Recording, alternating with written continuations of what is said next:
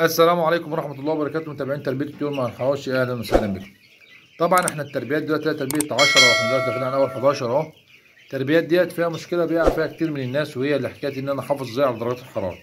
طبعا بالنهار الجو بيبقى درجة الحرارة فيه عالية، بتوصل ل 30 و32 وممكن 34 في بعض الأيام.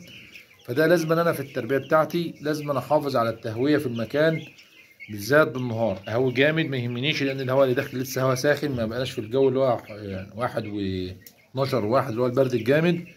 فنهوي بالنهار على قد ما نقدر عشان خاطر يعني نحاول على قد ما نقدر نقلل درجات الحراره اللي بتبقى عاليه. وبنيجي بالليل درجه الحراره بتنزل لغايه 21، فده برضو قليله فرق درجات الحراره. زي ما قلنا لو فرق 10 درجات او 8 درجات الفرق بيحس بيهم. فانت بالنهار بتحاول تهوي على قد ما تقدر لو انت بقى مثلا هتقلب نشارتك هتعمل اي حاجه، هوي مكانك وظبط الدنيا بحيث ان الدنيا تبقى معاك تمام. لكن بالليل دايما لازم تحافظ على درجه الحراره. وهنقول لكم بقى دلوقتي درجات الحراره برضو بسرعه، احنا قلناها قبل كده كتير للناس برضو تبقى عارفاها. اول 3 ايام بنحتاج درجه حراره 34 ثابت، تنزل نص درجه، ثبت اول اسبوع على 32، تاني اسبوع من 30 لغايه 32، الاسبوع الثالث بيبقى من 28 ل 30 الحراره، الاسبوع الرابع بتخليه 26 ثابت. دي الحراره اللي احنا عاوزين نمشي عليها طول الدوره. لو قدرنا نظبطها مفيش اي مشكله مع الترمومتر والكلام ده كله. المكان بالنهار نهوي ما يهمكش، الهواء اللي داخل ساخن مفيش اي حاجه، وغير الهواء وغير الاكسجين واحسن من الكلام ده كله. وبالليل زي ما قلت لك حافظ على برضو معدل التهويه، مع انك تحافظ على الحراره. وزي ما بيقولوا ايه، امسك في الحراره شويه. كل ما الفرخ يكون يعني الدفا مش هيضرك في شيء قد ما يكون البرد هيأثر معاك.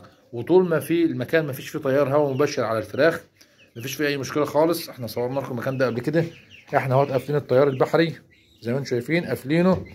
الباب زي ما انتم شايفين قدامكم مقفول في التيار البحري، لكن المكان التهويه القبله هي مفتوحه بحيث ان هي تغير الاكسجين وما يبقاش فيه ايه زي ما بيقولوا ريحه وامونيا وكلام من ده كله مع التحصينات. لكن بالنهار طبعا بيبقى فاتحين البحر وكله مفيش فيها مشكله.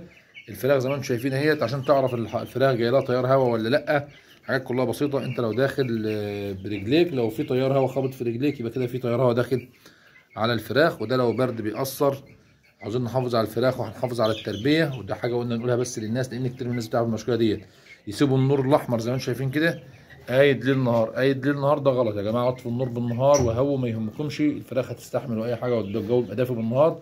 وبالليل ابتدي بقى ايه دفي واحده واحده، ابتدي بقى من المغرب قفل واحده واحده واحده. وحذاري ان انت تدفي على حساب اللي يعني ايه تكتم الفراخ. في فرق بين ان انا بدفي الفراخ وبكتم الفراخ.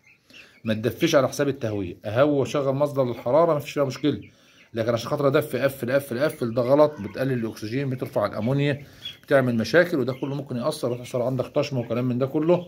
وحافظ على الفراخ وربنا يبارك للناس كلها في مالها. واحد واحد واحد واحد واحد واحد واحد واحد واحد واحد واحد واحد واحد واحد. بالصلاة على النبي، سمعونا بقى الصلاة على النبي في آخر الفيديو. لو عجبكم الفيديو نعمل لايك وشير على الفيسبوك، وتابعونا على قناة تربية الطيور مع الحوشي على اليوتيوب. والسلام عليكم ورحمة الله وبركاته.